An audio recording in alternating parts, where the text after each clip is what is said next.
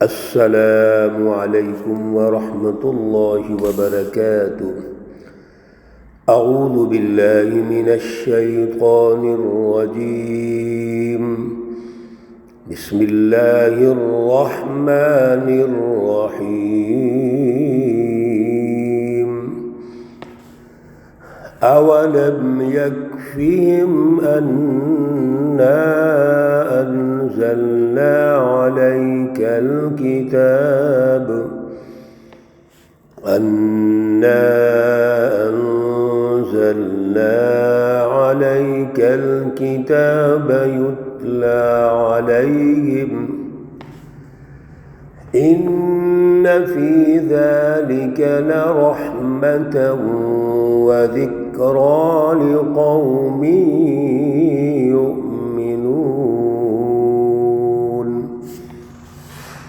صدق اللہ العلی العظیم۔ اللہم صل علی سیدنا و مولانا محمد النبی الأمی وعلى آلہ واصحابہ وبارک وسلم وصل علیہ۔ معزز سامعین و سامعات، سورۃ العنکبوت پارہ نمبر 21، آیات مقدسہ نمبر 51 تا 55 ہے۔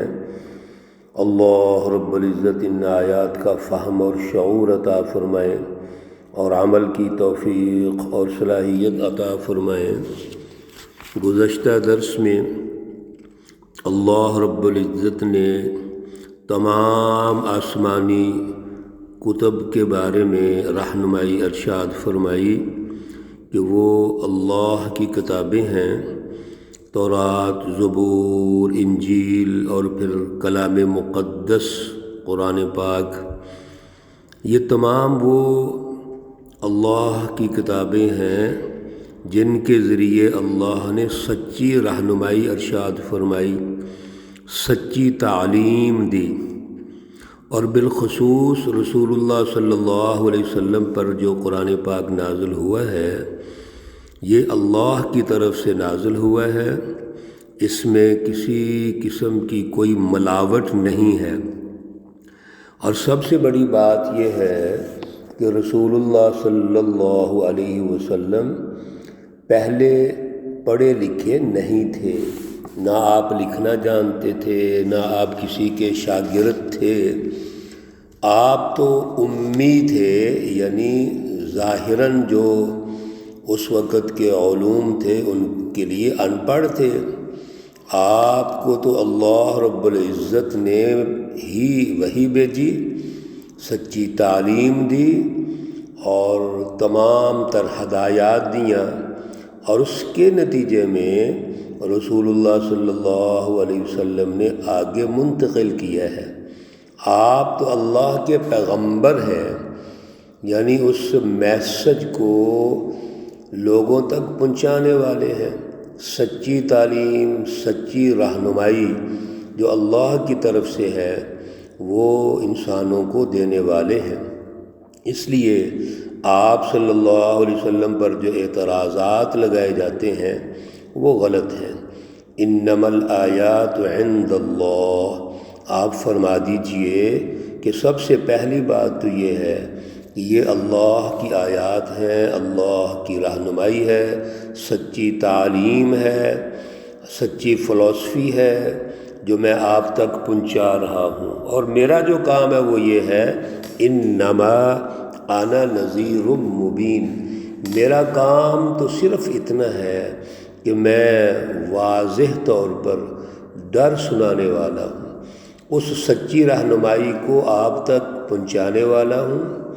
آپ عمل کریں گے تو کامیاب ہو جائیں گے، عمل نہیں کریں گے تو اللہ کے ہاں ایک مجرم کی شکل اختیار کر لیں گے، ظالم، کافر، مشرک، منافق آپ بن جائیں گے، اور اس کے نتیجے میں اگر عمل نہیں کرتے تو اللہ رب العزت دنیا اور آخرت دونوں جہانوں میں تباہ و برباد کر دیں گے۔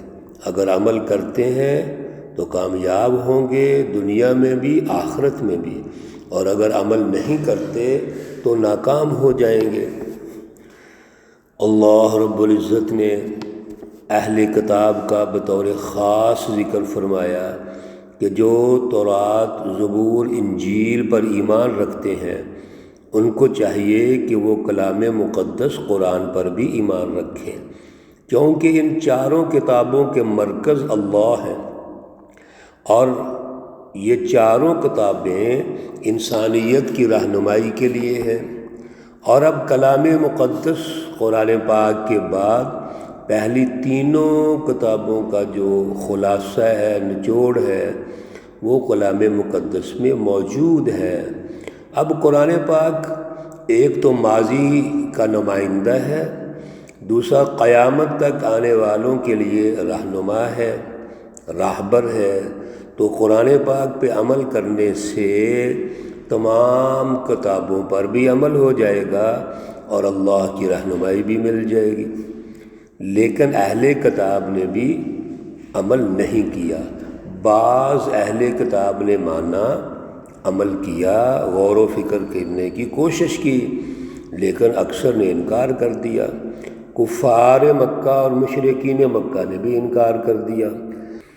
اس لیے اللہ رب العزت ارشاد فرماتے ہیں آیت مقدسہ نمبر 51 میں، اولم یکفیہم، کیا آپ کو یہ کافی نہیں ہے، انا انزلنا، بے شک ہم نے نازل کیا، علیک آپ پر، الکتاب، کتاب مقدس، یتلا علیہم، جو ان پر پڑھی جاتی ہے۔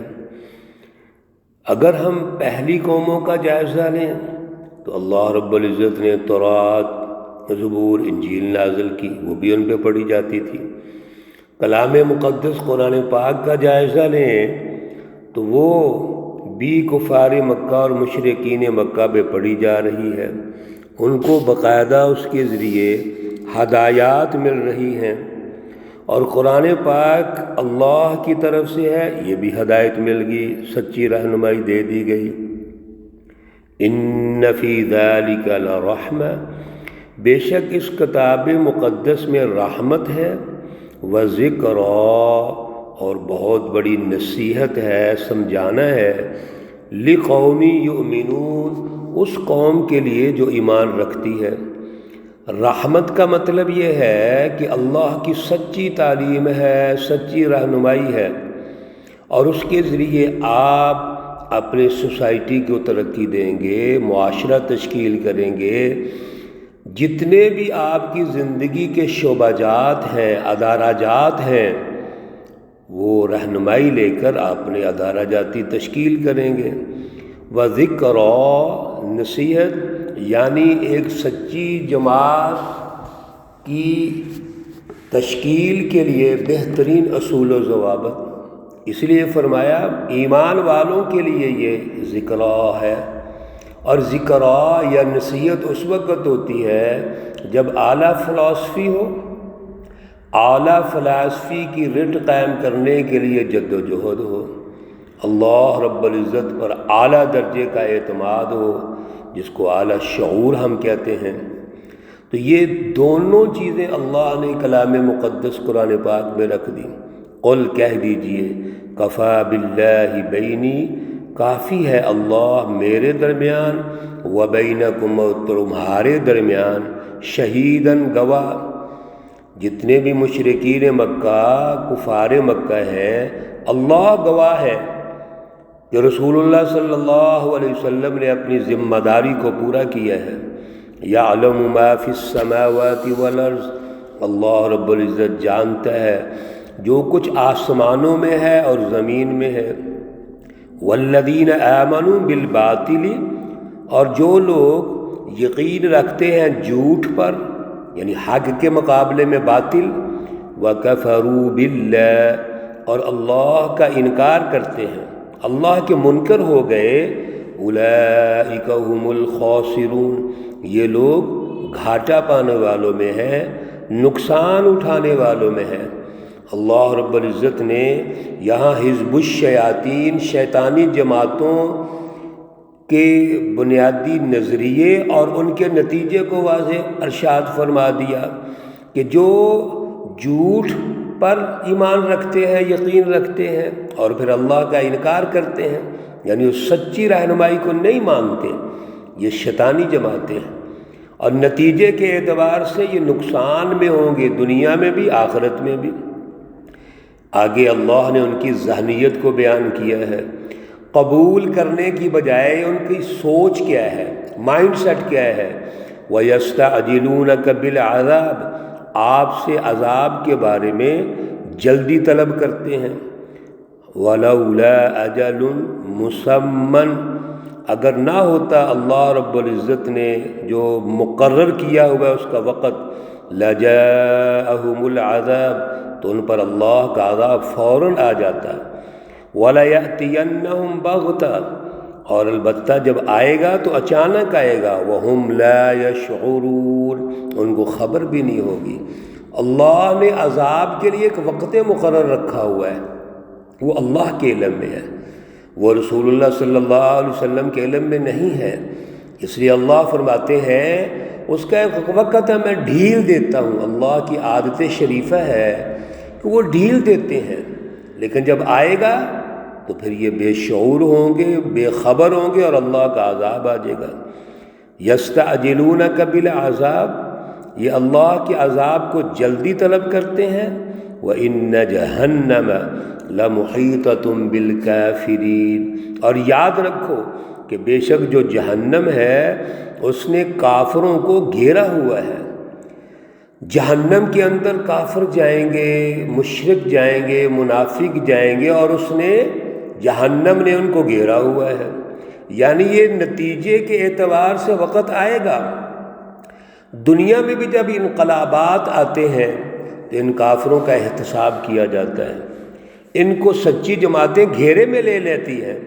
رسول اللہ صلی اللہ علیہ وسلم نے غزوہ بدر کے موقع پر کفار مکہ کو گھیرے میں لے لیا اور دنیا میں ان کے لیے جہنم بنا دیا۔ اس لیے یہ جو طلب کرتے ہیں کہ جلدی اللہ کا عذاب آ جائے، تو اللہ کا عذاب آئے گا، لیکن جب آئے گا تو سخت آئے گا۔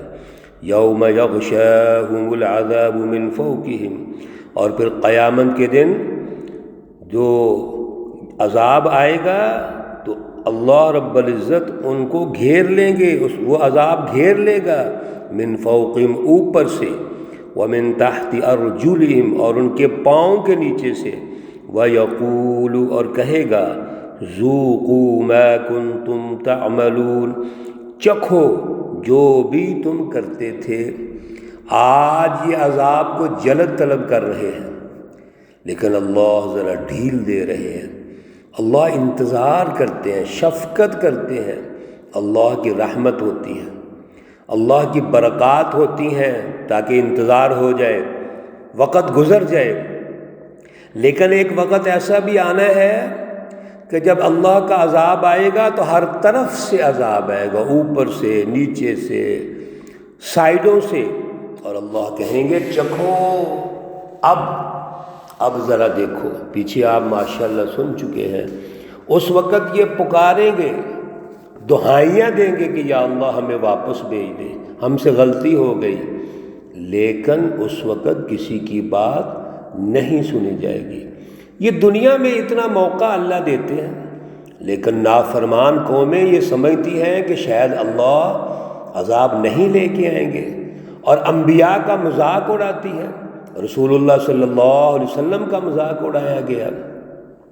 اللہ ہمیں محفوظ فرمائے، عذاب دنیا سے بھی، عذاب آخرت سے بھی اللہ محفوظ فرمائے۔